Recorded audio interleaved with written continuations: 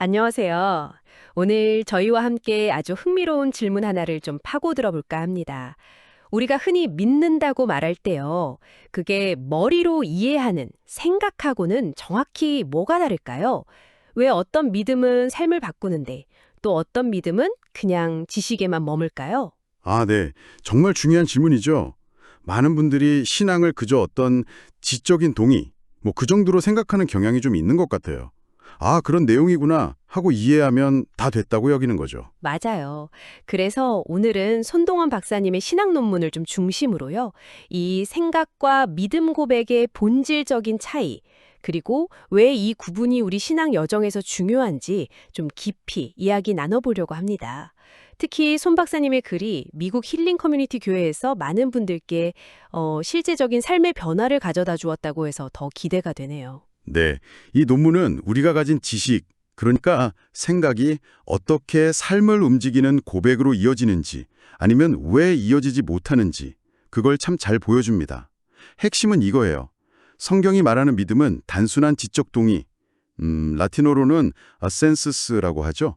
이걸 넘어서는 인격적인 신뢰, 그러니까 피드치아, 거기에 훨씬 가깝다는 겁니다. 머리로 아는 걸 넘어서 마음 전체로 신뢰하는 거죠. 마음 전체로 신뢰한다. 아, 그거 혹시 비행기 원리를 완벽히 아는 거랑 실제로 그 비행기에 내 몸을 싣는 거랑은 전혀 다른 차원이다. 뭐 이런 건가요? 네, 정확한 비유입니다. 원리를 아는 건 생각의 영역이지만 실제로 타는 행위는 신뢰와 맡김이 필요한 일종의 고백적인 행위에 가깝죠. 손 박사님 논문도 바로 이 지점을 파고드는 거고요. 인간의 생각이 어디까지 갈 수 있고 또 어디서 한계를 만나는지 거기서부터 시작합니다. 그렇군요. 그럼 첫 번째로 생각 그 자체의 힘과 한계에 대해서 좀 더 이야기 나눠볼까요? 손 박사님은 이성적인 생각이 신앙에서 어떤 역할을 한다고 보셨어요? 네, 손 박사님은 이제 칼뱅 같은 신학자들의 견해를 빌려서 생각, 그러니까 하나님에 대한 지식 자체는 물론 중요하다고 말합니다. 하지만 여기서 말하는 지식은 단순한 정보 암기가 아니에요. 성령의 도움으로 얻는 어떤 영적인 깨달음, 거기에 가깝죠. 근데 그럼에도 불구하고 인간의 이성은 근본적으로 한계가 있다는 점을 아주 강조합니다. 성경에서도 이사야서를 보면 내 생각은 너희 생각과 다르다고 하나님이 직접 말씀하시잖아요. 이게 히브리어 원어로는 마하샤바인데 그냥 단순한 생각이 아니라 계획이나 의도를 포함하는 깊은 생각이거든요. 근데 하나님의 그 무한한 생각과 인간의 유한하고 때로는 죄에 물든 생각은 차원이 다르다는 거예요. 아, 로아서에서도 비슷한 얘기가 나왔던 것 같아요. 하나님을 알면서도 그 생각이 허망해지고 마음이 어두워졌다는 구절이 있었죠. 맞습니다. 거기서 생각에 해당하는 헬라어가 디아노이아인데요. 이게 이해력이나 사고 능력을 뜻하는데 이게 하나님을 떠나면 허망해지고 어두워진다고 경고하죠. 즉, 인간의 이성만으로는 하나님을 온전히 파악하거나 그분께 영광을 돌리기가 어렵다는 겁니다. 생각은 분명 신앙의 출발점이 될 수는 있어요. 하지만 생각만으로는 구원에 이를 수 없다. 이 한계를 명확히 하시는 거죠. 뭐랄까, 마치 바벨탑을 쌓았던 사람들처럼 인간의 생각만으로 하늘에 닿으려고 하면 결국 실패할 수밖에 없다. 이런 경고 같기도 하고요. 그래서 손 박사님은 잠언에 네 명철을 의지하지 말라는 말씀을 인용하시면서 지적 능력보다는 전적인 신뢰가 중요하다 이렇게 강조하셨군요. 아, 그리고 성령 없이는 우리의 지성은 눈멀었다는 라틴어 표현도 인용하셨다고 들었어요. 네. 인텔렉투스 노스트레이스트 카에쿠스 시네 스피리투 상토. 생각만으로는 볼 수 없는 영역이 있다는 거죠. 또 다른 표현으로는 디아노이아 시네 피데에 에스트 바나. 즉, 믿음 없는 생각은 결국 헛되다는 의미입니다. 지식이 우리를 교만하게 만들 수는 있겠지만 그게 우리를 구원으로 이끌진 못한다는 통찰인 거죠. 생각에 가진 명확한 한계가 있군요. 그렇다면 이 한계를 넘어서는 믿음 고백이란 건 구체적으로 뭘까요? 손 박사님은 이걸 어떻게 설명하셨는지 궁금하네요. 아까 잠깐 언급했던 믿음의 세 요소 있잖아요. 지식, 노티치아, 동의, 어센수스, 그리고 신뢰, 피루지아. 이 중에서 손 박사님은 고백이 바로 이 마지막 요소, 신뢰, 피루지어가 겉으로 드러나는 행위라고 설명합니다. 예수님이 누구신지 아는 것을 넘어서요. 그분을 나의 주님, 나의 구원자로 인정하고 입술로 선포하는 것. 이게 바로 고백이라는 거죠. 이건 그냥 소리를 내는 게 아니에요. 내 삶의 방향을 그분께 맞추겠다. 이런 헌신의 선언과 같은 겁니다. 아, 딱 로마서 10장 9절 10절 말씀이 떠오르네요. 내 입으로 예수를 주로 시인하며 또 하나님께서 그를 죽은 자 가운데서 살리신 것을 내 마음에 믿으면 구원을 받으리라. 그리고 사람이 마음으로 믿어 의에 이르고 입으로 시인하여 구원에 이르느니라. 마음의 믿음과 입술의 고백, 둘 다 필요하다고 아주 명확하게 말하고 있잖아요. 정확합니다. 여기서 시인하다 또는 고백하다로 번역된 헬라어 호몰로게오가 아주 중요해요. 이게 원래 같은 것을 말하다라는 뜻인데 하나님이 선포하신 진리, 그러니까 예수님의 주되심과 부활을 나도 동의하면서 똑같이 선포한다. 이런 의미를 담고 있는 거죠. 그리고 마음을 뜻하는 헬라어 카리지아는 단순히 머리가 아니고요. 우리의 의지, 감정, 존재의 중심, 이걸 의미합니다. 그러니까 구원은 차가운 지적 동의가 아니라 바로 이 뜨거운 마음의 믿음에서 시작되고 그것이 호몰로게오, 즉 입술의 고백으로 표현될 때 완성된다는 거죠. 와, 이거 마치 결혼 서약이랑 되게 비슷하네요. 마음속으로 아무리 결혼을 결심해도 사람들 앞에서 네, 이 사람과 결혼하겠습니다 라고 공적으로 선언해야 결혼이 성립되는 거잖아요. 그럼 믿음도 그런 공적인 선언, 즉 고백을 통해서 우리 삶에서 진짜 현실이 되는 건가요? 네, 아주 적절한 비유입니다. 베드로가 예수님께 주는 그리스도시요 살아계신 하나님의 아들이시니이다 라고 고백했을 때요. 예수님께서 그걸 알게 한 게 사람이 아니라 하나님이라고 말씀하셨잖아요. 단순한 생각을 넘어선 성령으로 말미암은 참된 믿음의 고백이었던 겁니다. 초대교회 성도들이 황제 숭배를 거부하고 예수 그리스도는 주님이라고 고백하면서 순교했던 모습은 이 고백이 얼마나 실제적이고 정말 생명을 건 헌신인지를 잘 보여주죠. 손 박사님은 이 고백이 하나님과의 관계에도 직접적인 영향을 미친다고 보셨다고요? 요한일서에서 누구든지 예수를 하나님의 아들이라 시인하면 하나님이 그의 안에 거하신다는 말씀을 인용하면서 말이죠. 네, 고백은 단순히 구원의 조건이 아니라 하나님과 우리가 하나 되는 통로라는 겁니다. 그래서 라틴어 표현 Confessio est ostium ad Deum, 이게 고백은 하나님께로 나아가는 문이다 라는 뜻인데 이 의미를 잘 요약해줘요. 마음속 믿음이 입술의 고백, 즉 호몰로게오를 통해 밖으로 표현될 때 비로소 하나님과의 온전한 관계가 시작된다는 거죠. 네, 이제 생각이 믿음의 출발점이긴 하지만 한계가 있다는 것. 그리고 믿음은 마음의 신라에서 시작해서 입술의 고백으로 표현되어야 한다는 것까지 왔네요. 그럼 이 둘은 어떻게 연결될까요? 우리의 생각이 어떻게 믿음의 고백으로 변화될 수 있는 걸까요? 손 박사님은 이 과정에 대해서 뭐라고 하셨나요? 손 박사님은 이 과정을 생각의 고백화라고 표현하시면서 이걸 마치 물이 끓어서 수증기가 되는 것에 비유하세요. 처음에는 지적인 정보, 즉 생각으로 시작하지만 성령의 역사를 통해서 이것이 뜨거운 확신, 믿음으로 변하고 결국 입술과 삶의 고백이라는 형태로 분출된다는 거죠. 리처드 포스터 같은 영성가의 말을 빌려서 내면의 삶, 생각과 외면의 삶, 고백이 조화롭게 연결되는 아주 역동적인 과정으로 설명합니다. 아, 성령의 역할이 여기서 핵심이군요. 고린도전서 말씀처럼 성령으로 아니하고는 누구든지 예수를 주시라 할 수 없느니라는 구절이 딱 이 점을 뒷받침하는 것 같네요. 그렇습니다. 우리의 이성, 헬라어로는 로고스라고도 하잖아요. 이걸로 예수님, 즉 말씀 로고스이신 그분을 이해하려고 노력하는 것도 중요해요. 하지만 그 이해가 참된 고백으로 이어지려면 반드시 성령의 도우심이 필요하다는 겁니다. 지적으로 아는 것과 성령의 감동으로 예수님은 나의 주님이십니다 라고 고백하는 건 질적으로 다른 거죠. 마치 사랑에 빠진 사람이 상대방에 대해 계속 생각하다가 결국 사랑해라고 고백하는 순간 그 관계가 확 달라지잖아요. 하나님에 대한 생각도 믿음의 고백으로 터져 나올 때 우리 삶에 진짜 영향을 미치기 시작하는 거군요. 맞습니다. 성령의 오순절 사건을 보면요. 성령이 임하시자 제자들이 갑자기 각기 다른 언어로 하나님의 큰 일을 선포하기 시작했잖아요. 이건 단순한 생각이 아니었죠. 성령으로 인한 폭발적인 믿음 고백이었습니다.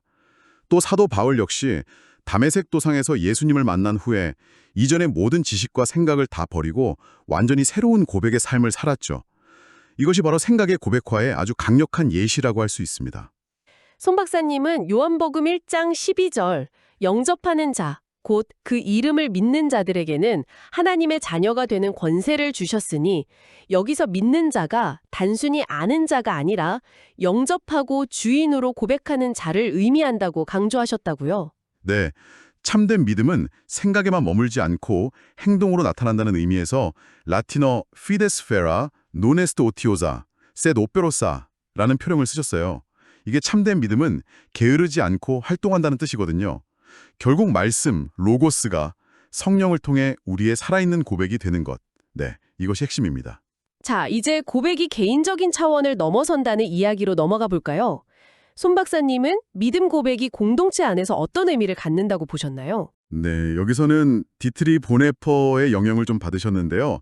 손 박사님은 믿음 고백이 단순히 개인 구원의 문제를 넘어선다고 보세요. 공동체의 정체성을 형성하고 유지하는 핵심적인 행위라고 강조합니다.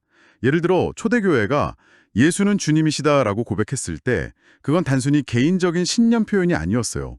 그건 로마 황제 숭배를 거부하고 그리스도를 따르는 공동체에 내가 속해 있음을 공적으로 선언하는 행위였던 거죠.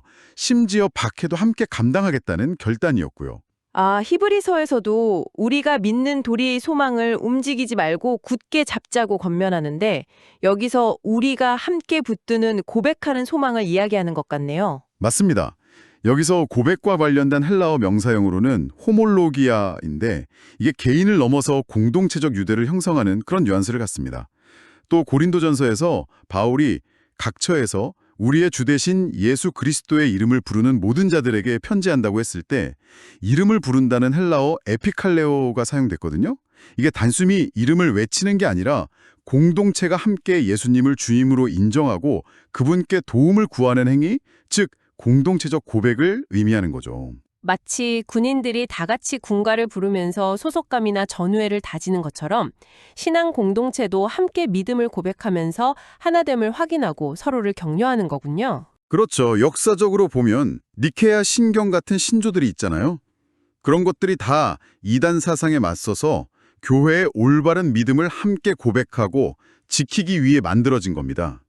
믿음 고백은 이렇게 교회를 교회답게 만드는 공적인 기둥 역할을 해왔던 거죠. 손 박사님은 마태복음에 두세 사람이 내 이름으로 모인 곳에는 나도 그들 중에 있느니란 약속을 통해서 공동체적인 고백 가운데 주님이 함께 하신다는 사실을 강조하세요. 이게 교회의 영적 생명력에 필수적이라는 걸 보여주는 거죠. 교회는 세상에서 고백하는 그리스도의 몸이다. 에클레지아 에스 코르푸스 크리스티 콘페사 인 문도 라는 라틴어 표현도 이런 맥락이겠군요. 함께 주님의 이름을 부를 때 에피칼레오 노멘 도미니 인 유니티, 진정한 연합이 이루어진다는 거고요. 네, 정확합니다. 고백은 결코 개인적인 독백이 아니라 공동체 안에서 함께 부르는 노래와 같은 것입니다. 자, 이제 마지막 핵심 주제로 가보겠습니다. 이렇게 중요한 믿음 고백이 단순히 입술의 선언으로 끝나면 안 된다는 점인데요. 손 박사님은 고백과 실제 삶의 일치를 어떻게 강조하셨나요? 여기서도 보네포에 값싼 은혜 개념을 가져오십니다. 입술로는 예수님은 주님이라고 고백하면서 삶에서는 전혀 그분을 따르지 않는다면 그건 아무 의미 없는 공허한 외침, 즉 값싼 고백에 불과하다는 거죠. 참된 고백은 반드시 삶의 순종과 희생으로 이어져야 한다고 아주 강력하게 주장하십니다. 생각과 입술의 고백이 삶의 행위로 증명될 때 비로소 완성된다는 것입니다. 나는 등산가입니다. 라고 말만 하고 한 번도 산에 가지 않는 사람과 같다는 비유가 딱 떠오르네요. 디도서에서도 그들이 하나님을 시인하나 행위로는 부인하니 가증하다고 아주 따끔하게 지적하고 예수님도 나더러 주여 주여 하는 자마다 다 천국에 들어갈 것이 아니오 다만 아버지의 뜻대로 행하는 자라야 들어가리라고 말씀하셨죠. 네, 디도서에 시인하다는 앞서 말한 호물로교와 관련이 있긴 한데 그들이 아는 지식 자체는 헬라어 오이다, 즉 머리로 아는 지식일 수 있어요. 머리로는 알지만 오이다, 행위로는 부인한다는 거죠. 생각과 삶의 완전한 괴리입니다. 그리고 마태복음에서 예수님이 강조하신 행하는 자의 행하다는 헬라어 포이에요인데요. 이건 구체적인 행동, 실천을 의미해요. 입술의 주여 주여뿐 아니라 아버지의 뜻을 포이에요, 즉 실제로 살아내는 삶이 진짜라는 거죠. 아, 바리새인들이 바로 이 지점에서 예수님께 책망받았던 거군요. 율법 지식과 고백은 뛰어났는데 삶이 따르지 않았으니까요. 반면에 사도 바울은 내가 사는 것이 아니요 오직 내 안에 그리스도께서 사시는 것이라는 고백을 그의 전생애를 통해 정말 치열하게 증명해냈고요. 맞습니다. 손 박사님은 요한복음에 너희가 나를 사랑하면 나의 계명을 지키리라는 말씀을 통해서 예수님에 대한 사랑과 고백은 결국 계명을 지키는 순종적인 삶으로 나타나야 함을 강조합니다. 삶이 없는 고백은 죽은 것이다.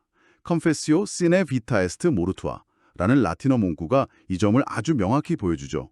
우리의 삶 전체가 그분에 대한 살아있는 증거, 테스티모니엄인 되어야 한다는 것입니다. 오늘 손동원 박사님의 논문을 통해서 생각과 믿음 고백 사이의 여정을 쭉 따라가 봤는데요.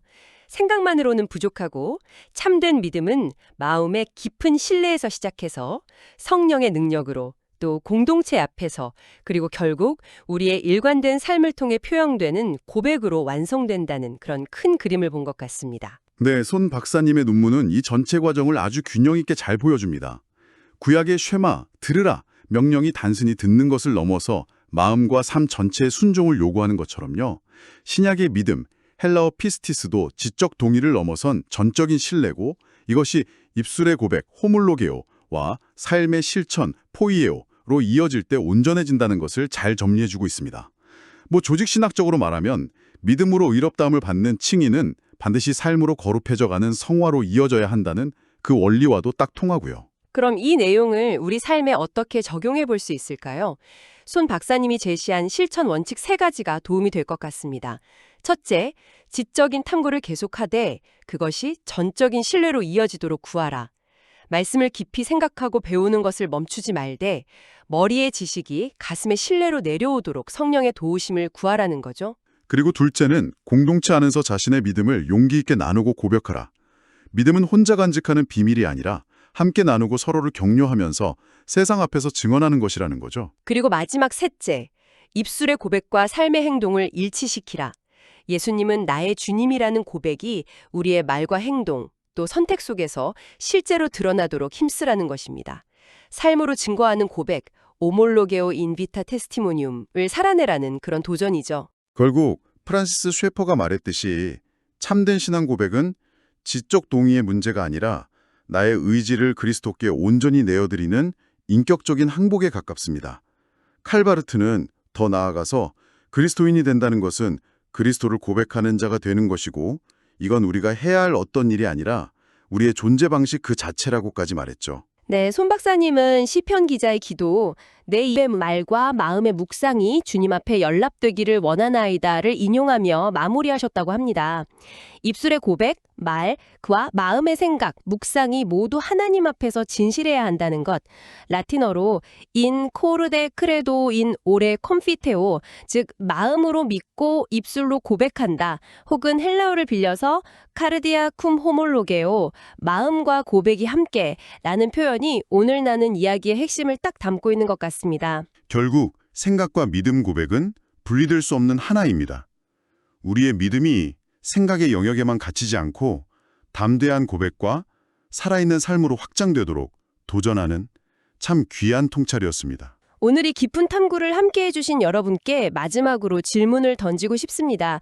여러분의 생각은 지금 여러분의 삶 속에서 어떻게 고백으로 표현되고 있나요? 오늘 나눈 이야기 중에 여러분의 신앙 여정에 가장 깊은 울림을 준 부분은 무엇이었는지 한번 성찰해 보시면 좋겠습니다. 네, 귀한 시간 함께 해주셔서 감사합니다.